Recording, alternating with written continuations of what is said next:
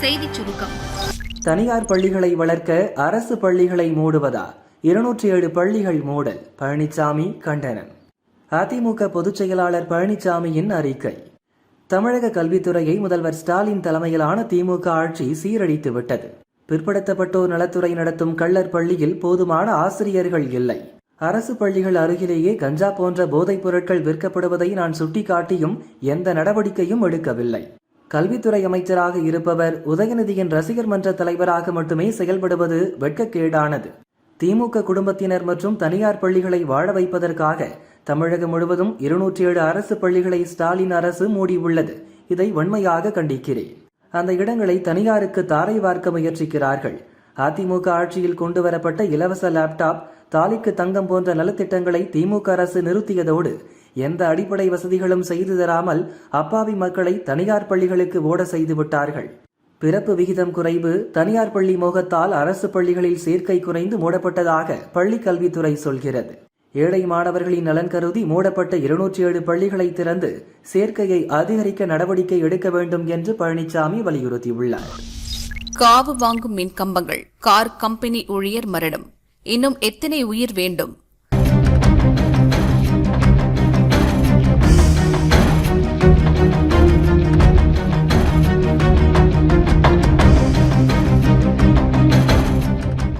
சென்னை தாம்பரம் அடுத்த செம்பாக்கம் பகுதியைச் சேர்ந்தவர் அஸ்வின், வயது 35.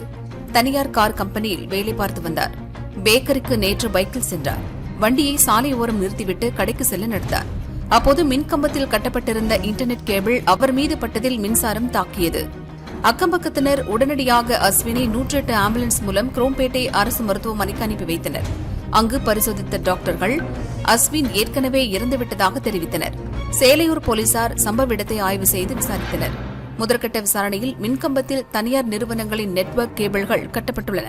அது மின்கம்பிகளுடன் உரசியதால் மின்சாரம் பாய்ந்துள்ளது. அதன் காரணமாகத்தான் அஸ்வின் இறந்துள்ளார் என முதற்கட்ட விசாரணையில் தெரியவந்துள்ளது. மின்துறை அதிகாரிகளின் அலட்சியம்தான் இந்த உயிரிழப்புக்கு காரணம் என அப்பகுதி மக்கள் குற்றம் சாட்டியுள்ளனர். தவறு செய்த அதிகாரிகள் மீது நடவடிக்கை எடுக்க வேண்டும் எனவும் கோரிக்கை விடுத்துள்ளனர். இந்த சம்பவம் தொடர்பாக பாரதிய ஜனதா மாநில தலைவர் நைனா நாகேந்திரன் வெளியிட்ட அறிக்கையில் கூறியிருப்பதாவது: திமுக அரசின் அலட்சியத்தால் தாம்பரத்தில் ஒரு அப்பாவியின் உயிர் பறிபோயிருக்கிறது. இந்த மனிதாபிமானமற்ற ஆட்சி முடிவுக்கு வருவதற்குள் இன்னும் எத்தனை உயிர் பலிகளை தமிழகம் தர வேண்டுமோ? சென்னை அருகே தாம்பரத்தில் கடைக்கு சென்ற அஸ்வின் என்ற 35 வயது இளைஞர் மின்சார கம்பத்தில் இருந்த ஒயர் உரசியதில் மின்சாரம் தாக்கி சம்பவ இடத்திலேயே பரிதாபமாக உயிரிழந்த செய்தி மிகுந்த மனவேதனை அளிக்கிறது. உயிரிழந்தவரின் குடும்பத்தாருக்கு எனது இரங்கல்களையும் ஆழ்ந்த அனுதாபங்களையும் தெரிவித்துக் கொள்கிறேன். கடந்த 4 ஆண்டுகளாக முறையாக பராமரிப்பின்றி கிடக்கும் மின்கம்பங்களால் ஏற்படும் விபத்துகளும் உயிர் பலிகளும் அதிகரித்து வருகின்றன. ஆளும் அறிவாலய அரசின் அலட்சியத்தால் இதுபோன்ற அகால மரணங்கள் தொடர்வதை இனியும் பொறுத்துக் கொள்ள முடியாது. ஒவ்வொரு உயிரும் நமக்கு முக்கியம். அனைத்து உயிர்களும் விலைமதிப்பற்றது. இன்னும் சில வாரங்களில் பருவமழை காலம் துவங்க இருப்பதால் தமிழகம் முழுவதும் பழுதடைந்துள்ள மின்கம்பங்களை சரி செய்வதோடு உயிரிழந்தவரின் குடும்பத்தாருக்கு ரூபாய் 25 லட்சம் இழப்பீட்டுத் தொகையாக வழங்க வேண்டுமென முதல்வர் ஸ்டாலினை கேட்டுக் கொள்கிறேன் என நைனா நாகேந்திரன் கூறியுள்ளார். குவிக்கப்பட்ட போலீஸ், பரபரப்பான ரிபன் மாளிகை, மீண்டும் பேச்சுவார்த்தை தோல்வி. அத்தனையும் வழி முதலுடன் உங்கள் கரங்களில் தந்திடுவோம். அந்த இனமே பெரும் அரியாசனமே, அந்த தினமே வருமே. நீதி கேட்போம், ஆம்சார் தமிழர் நீதி கேட்போம், ஆம்சார் தமிழர் நீதி கேட்போம்.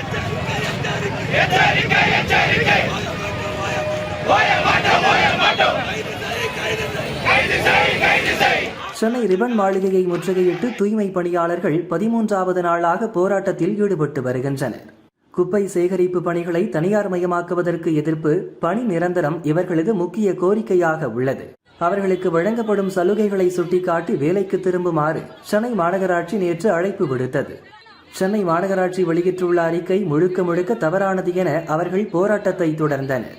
இந்த சூழலில் மக்களுக்கு இடையூறு ஏற்படுவதாக கூறி தேன்மொழி என்பவர் சென்னை ஹைகோர்ட்டில் வழக்கு தொடர்ந்திருந்தார். வழக்கு இன்று விசாரணைக்கு வந்தது. போராட்டம் நடத்தி வரும் தூய்மை பணியாளர்களை அப்புறப்படுத்த வேண்டும். அனுமதிக்கப்பட்ட இடத்தில் போராட்டம் நடத்தி கொள்ளலாம். சட்டத்திற்கு உட்பட்டு அனைவரையும் அப்புறப்படுத்துங்கள். அனுமதிக்கப்படாத இடத்தில் போராட்டம் நடத்த அனுமதிக்க முடியாது என நீதிபதி உத்தரவிட்டார். முன்னதாக போராட்டத்தின் 3வது நாள் இரவில் அமைச்சர் சேகர் பாபு போராட்ட குழுவுடன் பேச்சு நடத்தினார். அப்போது தோல்வியில் முடிந்தது. இன்று மதியமும் அரசு தரப்பில் போராட்ட குழுவுடன் பேச்சுவார்த்தை நடந்தது. நகராட்சி நிர்வாக அமைச்சர் நேரு, அறநிலையத்துறை அமைச்சர் சேகர் பாபு, மேயர் பிரியா பங்கேற்றனர். அதிலும் முடிவு எட்டப்படாமல் தோல்வியில் முடிந்தது. எங்களுடைய போராட்டம் 100% தொடர்கிறது. முதல்வர் தலைமையில் பேச்சுவார்த்தை நடத்த வேண்டும். கோரிக்கை ஏற்பது என்றால்தான் அடுத்த கட்ட பேச்சுவார்த்தை என போராட்டக் குழு அறிவித்துள்ளது. தூய்மை பணியாளர்கள் போராட்டத்தை தொடர்ந்ததால் அவர்களை அப்புறப்படுத்த 500க்கும் அதிகமான போலீசார் குவிக்கப்பட்டுள்ளனர்.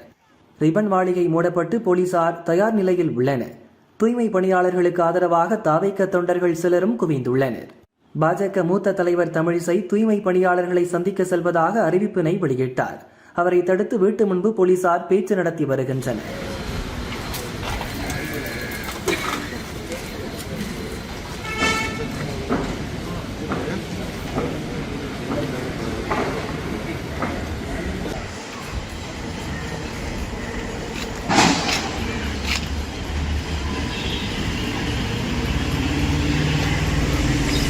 தேர்தலில் இதுவரை 90 முறை தோற்றதே ராகுலின் சாதனை. அனுராக் தாக்கூர் தாக்கு. வாக்கு திருட்டு குறித்தும் தேர்தல் முறைகேடு குறித்தும் லோக்சபா எதிர்க்கட்சித் தலைவர் ராகுல் கூறிவரும் குற்றச்சாட்டுகளுக்கு பதிலளித்து பாஜக எம்பியும் முன்னாள் மத்திய அமைச்சருமான அனுராக் தாக்கூர் கூறியதாவது: ஒருவருடைய தலைமையில் ஒரு கட்சி 90 முறை தேர்தலில் தோற்றது சாதனையாக இருந்தால் அது ராகுல் தலைமையில்தான் நடந்துள்ளது. ராகுலின் கட்சிக்குள் கூட அவரது தலைமை குறித்து கேள்விகள் எழுப்பப்படுகின்றன. தேர்தலில் தோற்கும்போது அவர் ஓட்டுப்பதிவு இயந்திரங்கள் மீது கேள்வி எழுப்புகிறார். பாரதிய ஜனதாவுக்காக ஓட்டுப்பதிவு இயந்திரங்களில் மோசடிகள் செய்கின்றனர் என கூறினார். பின்னர் இயந்திரங்களுக்கு பதில் ஓட்டு சீட்டுகளை பயன்படுத்த வேண்டும் என்றார். அதன் பிறகு ஓட்டுப்பதிவு இயந்திரங்களை தொலைவிலிருந்து கூட ஹேக் செய்யலாம் என காங்கிரசார் கூறினார்கள். ஒவ்வொரு தேர்தல் தோல்விக்கு பிறகும் காங்கிரஸ் புதிய சாக்குகளை கண்டுபிடித்து சொல்லிக்கொண்டே இருக்கிறது. தேர்தலில் காங்கிரஸ் தோல்வியடைந்தால் தேர்தல் ஆணையம் அதன் செயல்பாடு வாக்காளர்கள் மீது குறை சொல்கிறது. ராகுல் குடும்பமும் காங்கிரஸ் கட்சியும் இதை தொடர்ச்சியாக செய்து வருகிறது. பீகார் சட்டசபை தேர்தலில் தோல்வியடைவோம் என தெரிந்துதான் எதிர்க்கட்சிகளுடன் சேர்ந்து பொய் குற்றச்சாட்டுகளை ராகுல் கிளப்பி வருகிறார் என அனுராக் தாக்கூர் கூறினார். अगर 90 बार किसी के नेतृत्व में चुनाव हारने का रिकॉर्ड है तो श्रीमान राहुल गांधी जी के नेतृत्व में हारे और पार्टी के अंदर भी राहुल गांधी जी के नेतृत्व पर सवाल खड़े होते हैं. अब जब वो चुनाव हार जाते हैं तो ईवीएम पर प्रश्न चिन्ह खड़ा करते हैं, तो कभी वोटर्स पर ठीकरा फोड़ते हैं. और यही नहीं, आप अनेकों उदाहरण देखिए. जब कांग्रेस ने कहा EVM is rigged for BJP, EVM machine की हेराफेरी कांग्रेस कहती रही. फिर उन्होंने कहा ईवीएम बैन करो, बैलेट पेपर को वापस लाओ. फिर अगला चुनाव हारे कहा ईवीएम्स को रिमोटली हैक्ड किया जा सकता है. फिर कह दिया वीवीपैट 100% चेक सुनिश्चित करो. हर हार के बाद कांग्रेस ने नया बहाना ढूंढने का काम किया. கவர்னர் தேநீர் விருந்து, தவேகாவுக்கு அழைப்பு, காங்கிரஸ் விசிகா புறக்கணிப்பு. நாட்டின் சுதந்திர தினமான ஆகஸ்ட் 15ஆம் தேதி அரசியல் கட்சித் தலைவர்கள், அமைச்சர்கள், எம்எல்ஏக்களுக்கு மாநில கவர்னர்கள் தேநீர் விருந்து அளிப்பது வழக்கம். இதற்கிடையே நடப்பாண்டு நாட்டின் சுதந்திர தினம் நாளை மறுதினம் கொண்டாடப்படுகிறது. இதையொட்டி கவர்னர் மாளிகையில் நடைபெறும் தேநீர் விருந்தில் பங்கேற்கும்படி அரசியல் கட்சித் தலைவர்கள், அமைச்சர்கள், எம்எல்ஏக்களுக்கு தமிழக கவர்னர் RN ரவி அழைப்பு விடுத்துள்ளார். இதில் பாஜக, அதிமுக உள்ளிட்ட கட்சிகள் கவர்னர் விருந்தில் பங்கேற்கின்றன. திமுக கூட்டணி கட்சிகளான காங்கிரஸ், மதிமுக, விசிகா, இடதுசாரிகள் தேநீர் விருந்தை புறக்கணிப்பதாக அறிவித்துள்ளனர். கடந்த ஆண்டு திமுக கட்சி சார்பில் கவர்னர் விருந்தை புறக்கணித்த போதும் தமிழக அரசு சார்பில் முதல்வர் ஸ்டாலின் உள்ளிட்டோர் கலந்து கொண்டனர். இந்த ஆண்டு புறக்கணிப்பு தொடர்பாக இன்னும் அதிகாரப்பூர்வமாக திமுக சார்பில் அறிவிக்கப்படவில்லை. இந்த நிலையில் தமிழக வெற்றிக் கழகத்திற்கு தேநீர் விருந்தில் கலந்து கொள்ளுமாறு கவர்னர் அழைப்பு விடுத்துள்ளார். கவின் ஆணவ கொலை வழக்கு, சுர்ஜித் சகோதரர் கைது. தூத்துக்குடி மாவட்டம் ஏரல் அருகேயுள்ள ஆறுமுகமங்கலம் கிராமத்தைச் சேர்ந்த மின் பொறியாளர் கவின் செல்வ கணேஷ் கடந்த ஜூலை 27ஆம் தேதி நெல்லையில் ஆணவ படுகொலை செய்யப்பட்டார். வேறு சமூகத்தைச் சேர்ந்த பெண்ணை காதலித்து வந்ததால் காதலியின் சகோதரர் சுர்ஜித் கவினை வெட்டி படுகொலை செய்துள்ளார். பின்னர் பாளையங்கோட்டை காவல் நிலையத்தில் சரணடைந்தார்.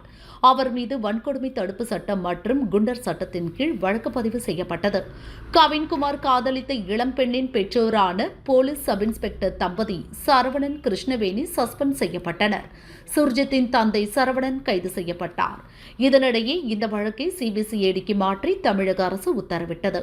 தற்போது வழக்கை சிபிசிஐடி போலீசார் விசாரித்து வருகின்றனர். இந்த நிலையில் விசாரணையில் கிடைத்த தகவலின் அடிப்படையில் சுர்ஜித்தின் சித்தி மகன் ஜெயபால் என்பவர் கைது செய்யப்பட்டுள்ளார். கைது செய்யப்பட்ட ஜெயபாலனை மருத்துவ பரிசோதனைக்காக போலீசார் மருத்துவமனைக்கு அழைத்து சென்றுள்ளனர். போக்சோவில் பொய் புகார் அளித்தால் நடவடிக்கை பாயும், போலீஸ் எச்சரிக்கை. சென்னை ராயப்பேட்டையில் தனது குழந்தையை பாலியல் வன்கொடுமை செய்ததாக மாமனார் மீது பெண் ஒருவர் புகார் அளித்தார். விசாரணையில் கணவரின் பேச்சை கேட்டு மனைவி பொய் புகார் கொடுத்தது அம்பலமானது. இதையடுத்து போக்சோ சட்டத்தினை தவறாக பயன்படுத்தி பொய் புகார் அளிப்பவர்கள் மீது போக்சோ சட்டம் பிரிவு 22 பிரிவு 1 கீழ் நடவடிக்கை எடுக்கப்படும் என போலீசார் எச்சரித்துள்ளனர். பொய் புகார் அளித்த பெண் மீது சட்டப்படி நடவடிக்கை எடுக்கப்படும் என கூறினர். 2030 காமன்வெல்த் விளையாட்டு அகமதாபாத்துக்கு அடித்த அதிர்ஷ்டம். கனடா விலகியது. காமன்வெல்த் விளையாட்டுப் போட்டிகள் 4 ஆண்டுகளுக்கு ஒருமுறை நடத்தப்படுகிறது. இந்தியாவின் தலைநகர் டில்லியில் 2010 இந்த போட்டிகள் நடந்தன. 2026 ஆண்டுக்கான போட்டி ஸ்காட்லாந்தின் கிளாஸ்கோ நகரில் நடக்கிறது. அதற்கடுத்து 2030 போட்டி நடக்க வேண்டும். அதை எந்த நாட்டில் நடத்துவது என்பது குறித்து வரும் நவம்பர் மாதம் ஸ்காட்லாந்தின் கிளாஸ்கோ நகரில் கூடும் காமன்வெல்த் விளையாட்டு பொதுசபை கூட்டம் முடிவு செய்து அறிவிக்க உள்ளது. 2030 போட்டிகளை நடத்த காமன்வெல்த் விளையாட்டு கூட்டமைப்பிடம் இந்தியா ஏற்கனவே விருப்பம் தெரிவித்து ஏல விண்ணப்பம் சமர்ப்பித்துள்ளது. விண்ணப்பம் சமர்ப்பிக்க வரும் 31ஆம் தேதி கடைசி நாள். கனடா போட்டிக்கு வராமல் விலகிக் கொண்டதால் ஏலத்தில் வெற்றி பெற இந்தியாவுக்கு பிரகாசமான வாய்ப்பு உள்ளது. இந்திய ஒலிம்பிக் சங்க தலைவர் PT உஷா தலைமையில் மத்திய அரசு மற்றும் குஜராத் அரசின் பிரதிநிதிகள் அடங்கிய குழு கடந்த ஜூன் மாதம் லண்டன் சென்று காமன்வெல்த் விளையாட்டு கூட்டமைப்பு நிர்வாகிகளை சந்தித்தது. அப்போது போட்டியை நடத்துவதற்கான ஏல நடைமுறைகள் குறித்து இந்திய குழுவினர் விவாதித்தனர். அதன் பிறகு காமன்வெல்த் விளையாட்டு இயக்குநர் டேரன் ஹால் தலைமையிலான குழு அகமதாபாத் வந்து மைதானங்களை ஆய்வு செய்தது. பிறகு குஜராத் அரசு அதிகாரிகளையும் சந்தித்தது. காமன்வெல்த் விளையாட்டுப் போட்டிகளை மீண்டும் நடத்த இந்தியாவுக்கு வாய்ப்பு கிடைக்கும் என்பதால் இந்திய ஒலிம்பிக் சங்கத்தின் சிறப்பு பொதுக்குழு கூட்டம் அதன் தலைவர் PT உஷா தலைமையில் டில்லியில் இன்று நடந்தது. அதில் 2030ஆம் ஆண்டு காமன்வெல்த் விளையாட்டுப் போட்டிக்கான ஏலத்துக்கு ஒப்புதல் அளிக்கப்பட்டது. 2036 இந்தியாவில் ஒலிம்பிக் போட்டிகளை நடத்த வேண்டும் என்பது இந்தியாவின் விருப்பம். அதற்கான முயற்சிகளிலும் மத்திய அரசு ஈடுபட்டுள்ளது. அதற்கு முன்னோட்டமாக அகமதாபாத் நகரில் காமன்வெல்த் விளையாட்டுப் போட்டிகளை நடத்த இந்தியா அனைத்து முயற்சிகளையும் எடுத்து வருகிறது.